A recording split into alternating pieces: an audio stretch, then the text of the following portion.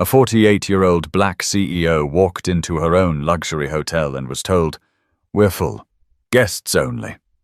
She didn't argue. She made one phone call, and everything changed. She didn't want anything fancy. No welcome party, no red carpet. Just a key, a warm bed, and a night to reset before a board meeting she hadn't planned on attending in person. But when Vanessa Claiborne stepped through the revolving glass doors of the Oakmark Grand Hotel in Des Moines, Iowa, nothing went as expected. She walked in with the kind of quiet confidence that didn't need attention. Her soft loafers didn't click, her tailored slacks weren't flashy, and her blouse, a dusty blue silk, was clean but plain. A canvas duffel hung off her shoulder. No assistant, no entourage. She looked like any guest, or maybe someone trying to be one. Behind the front desk, a young receptionist was chewing on the end of her pen, her acrylic nails tapping against the keyboard. She glanced up and offered a routine smile, the kind reserved for people you're about to turn away. "Checking in?"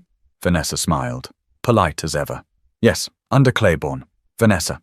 The girl's fingers moved across the keys, then stopped. She blinked, lips tightening. I don't see any reservation under that name. That's all right. There's a suite always held open for me." We're actually at full capacity tonight." The girl's tone shifted slightly. "You'd need to have a confirmed booking to stay here, for guests only." Vanessa's smile didn't drop, but the weight in the room shifted. She looked past the girl to the gold plaque behind her. Oakmark Grand, a Claiborne property. Her name wasn't just on a reservation.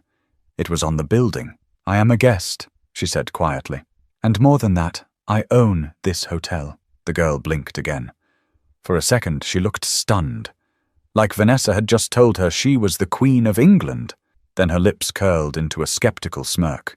"You own the Oakmark?" Vanessa nodded, calm. The girl leaned toward the desk phone. "I'm going to have to call the manager." "Go ahead." Across the lobby, a couple in golf polos looked over. A man sitting near the fireplace tilted his head. Vanessa could feel it. The shift. That familiar weight. The look of someone must be lying, and we think we know who it is. Moments later, a thin man with a crooked tie and a clipboard appeared from a side door. His badge read, "Assistant Manager, Neil Dorrance." He took one look at Vanessa and immediately started speaking with forced cheer. "Good evening. Is there a problem with your reservation?" "She claims to own the hotel," the receptionist said, a little too loudly. Neil hesitated. Vanessa kept her eyes on him. "I don't claim." "I do. My name is Vanessa Claiborne. You'll find it on every quarterly report and every executive board memo. I'm here for one night. You should have a suite held under the owner block." Neil adjusted his glasses. "Right. Just give me one moment, please." He turned toward the back, muttering something into his walkie. Vanessa stood still. She didn't fidget, didn't raise her voice. But the air was getting thicker. That's when security appeared. Not aggressively, not hands-on, but enough to make a point. One stood near the elevators, the other beside the coffee bar. Just in case. Vanessa's gaze didn't move. She didn't flinch, but inside, she felt it. That quiet fire rising in her chest, not just because they didn't recognize her, but because they thought she didn't belong again. She could have pulled out her ID. She could have shown emails, ownership papers, photos from the ribbon cutting 6 years ago. But instead, she stepped back, pulled out her phone, and made one call. That's all she needed. But she knew this wasn't just about a room. It was about something much deeper. And the people around her were about to learn that the hard way. Vanessa didn't pace. She didn't sigh, or look at the time, or start recording like some people might have. She just stood in the corner near the marble pillar, phone still in hand, quietly waiting. The call had lasted only 26 seconds. She didn't have to explain much. She didn't even raise her voice. Just gave her location, her name, and said, "I've been denied access to my own property. I need this resolved immediately." And then she waited. At the front desk, the receptionist kept typing, as if the screen might somehow change the truth. Neil, the assistant manager, returned with a folder in hand. He looked nervous, But when he saw Vanessa still standing there calmly, he tried a different tone. "Ms. Claiborne," he said, emphasizing the last name this time. "I think there's been a mix-up. We just want to verify—" Vanessa cut in gently. "You can verify all you want. I'm not moving." Neil looked past her to the security guard, who didn't budge. The staff was frozen in a quiet standoff, unsure whether to escalate or apologize. Neither option felt safe. She noticed the stairs. 3 women sitting near the window, whispering behind their hands. A young man holding his laptop half open, pretending not to listen. The doorman was no longer greeting anyone. And that's when she saw it. The receptionist checking her phone under the desk. Scrolling, searching. Probably Googling her name. Probably expecting nothing. It would have been funny if it weren't so familiar, because it always played out the same way. People thought they knew what power looked like, what leadership sounded like, what ownership wore. And someone like her? Brown skin, textured hair pulled into a neat puff, no designer purse, no loud jewelry. She didn't match the picture. So they questioned it. That's what stung.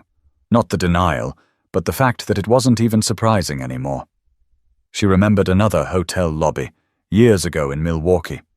She was 28, just made VP, wearing heels that gave her blisters and a suit 2 sizes too big, because it was all she could afford. Security had followed her from the moment she walked in. The only thing that saved her was the CFO coming down to greet her in person. She hadn't forgotten that day, and here she was, 20 years later, still proving who she was in a building with her name on the paperwork. She sighed softly, eyes scanning the room. No apology yet, no correction. Just the ticking clock and people trying not to stare too hard. And then, the elevator dinged. 2 men stepped out, one in a grey suit with a clipboard, the other in a company fleece. Neither of them looked like hotel staff. They moved with purpose. Vanessa recognized them immediately. Regional Vice President, Brent Kessler. District Manager, Carlos Reno. Now it was their faces that showed a flicker of panic. Brent approached fast, nodding at Neil without even stopping. "Miss Claiborne, we are so sorry. I just got the call." Carlos followed, breathless. "We're taking care of this. Right now." Neil started to speak, but Brent cut him off with a look. The receptionist froze in place, eyes wide. She suddenly realized who Vanessa was. Her face turned pale, and she slowly took a step back. "Suite 1202 has been cleared," Carlos said, checking his tablet. "The drive is being rerouted to take you anywhere you need in the morning. Your usual fruit tray and espresso order will be waiting." Vanessa gave the smallest smile. "Thank you." But she wasn't done watching. She wanted to see how everyone responded now that they knew who she was. Whether their tone would shift, their posture would change. She wanted to witness the way power worked when it finally entered the room. Because it's one thing to be disrespected when people don't know your name, but it's something else entirely when they do, and choose to do it anyway. Carlos pulled Neil aside, his voice low but sharp. Brent was already on the phone, speaking in clipped phrases about HR protocol and service misconduct. The tension that had once been aimed at Vanessa was now redirecting itself inward, ricocheting through the staff like a pinball of panic. Vanessa didn't gloat. She didn't fold her arms or raise her chin in victory. She simply walked back to the front desk, slow, quiet steps, and placed her phone on the counter. "I'll take the 12th floor suite," she said, her voice even. "Same setup. Please send someone up to confirm it's clean." The receptionist opened her mouth, but couldn't find the words. Vanessa didn't wait for her to try. She turned to Brent. "Have I been checked in?" "Just finished," Brent replied, flipping his clipboard. "You'll have 2 keycards and an incident report by the time you're in the elevator." "Good. And the rest?" He nodded. "We've issued a site-wide notification. Corporate audit team is on standby. All current staff will be required to go through recertification on guest protocol. And disciplinary actions will begin tonight." Vanessa glanced over at the receptionist, who was now nervously biting the inside of her cheek. Her acrylic nails tapped against the desk, But the rhythm had changed, no longer careless, now anxious. "You'll speak to her," Vanessa said plainly. Brent cleared his throat. "Yes, ma'am. Privately. With HR present." Carlos looked ready to say more, but Vanessa raised one hand. "I'll speak to her too. Not now. After I've rested." She took the keycards, nodded once, and walked toward the elevator. Heads turned. Some guests whispered. Others watched in silence. But no one spoke to her directly. The elevator doors opened.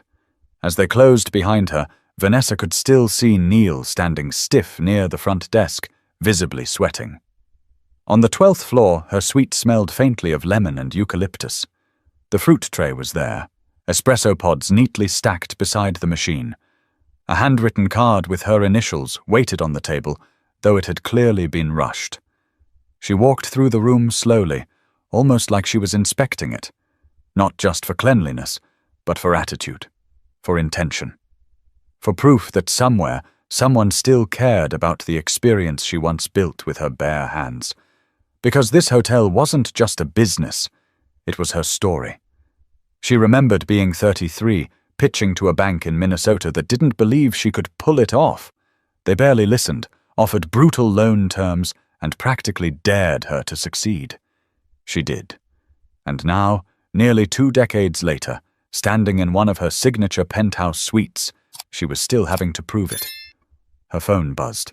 A message from her assistant. "Everything in motion. Let me know if you want a media statement." Vanessa paused. She could have made this public. Easily. One tweet and it would have been viral.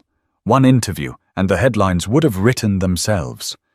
But she wasn't interested in headlines tonight. This wasn't about rage. It wasn't about revenge. It was about respect, and how it was too often tied to assumptions, not reality. She sat on the edge of the bed, hands folded, in silence. Outside, the night was still alive, traffic humming along Grand Avenue, the distant horn of a freight train in the industrial zone. But in the suite, it was still, heavy. Then a knock at the door. Room service. The young man brought in a fresh espresso, a note of apology from the kitchen manager, and an offer to send a massage therapist on the house. Vanessa thanked him softly, then closed the door